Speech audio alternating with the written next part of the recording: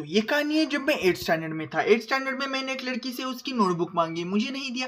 मुझे दूर से ऐसे करती है पर एक टॉपर लड़की ने उससे वही नोटबुक मांगी तो उसके हाथ में देखकर पेज पलट रही है। मतलब उसे इज्जत से दिया और मुझे इज्जत नहीं दी दोस्तों।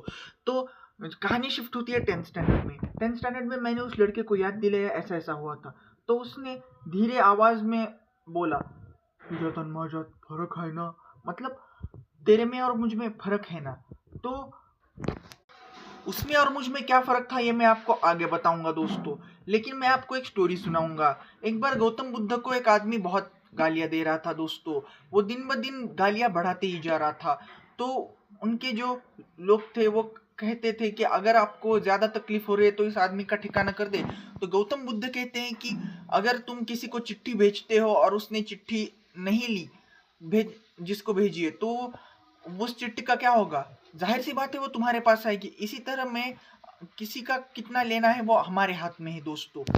मैंने उसकी वो गंध नहीं ली तो उसकी गंध उसी के पास थी।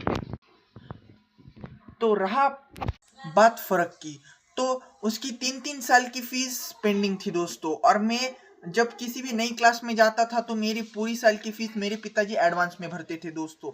और मेरे पिताजी हर रिजल्ट में मेरा रिजल्ट देखने आते थे दोस्तों। हर पीटीएम में मेरा रिजल्ट देखने आते थे। और उसके पिताजी को इतनी शर्म आती थी कि उन्होंने फीस नहीं भरी, इसलिए वो अपने लड़के को अकेले भेजते थे दोस्तों। वो टॉपर था इसलिए उसको ये बोल के कवर अप करते थे कि ये देखो कितना अच्छा बच्चा है, सारी प्रॉब्लम्स खुद हैंडल करता है। अब पीटीएम में तो पेरेंट्स को ही लेकर आना होता है ना, इसमें क्या प्रॉब्लम है? और पीटीएम में तुम ही आ रहे हो तो रोज स्कूल में पेरेंट्स को भेजो। और एक फर्क है, 10th में बहुत सारे ऑथर्स की मेरे पास लेटेस्ट कॉपी ओरिजिनल फॉर्म में थी। वो दूसरे से सेकेंड हैंड बुक का जेरोक्स लेता था हर चैप्टर का और उसमें से क्वेश्चन सॉल्व करता था।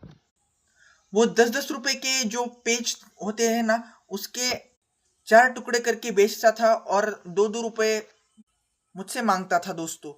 और मैंने 20 रुपए के पेज ऐसे ही फाड़ के फेंक दिए। ये था उसमें और मेरे में फर्क। रही बात उस लड़की की, तो रही बात उस लड़की को मैंने कुछ नहीं किया था दोस्तों। उसकी पर्सनल चॉइस है। अगर उसको उसके साथ मजा आता है तो वो उसकी प्रॉब्लम है। उसके पिताजी माँ बाप देखे, मेरे क्या है।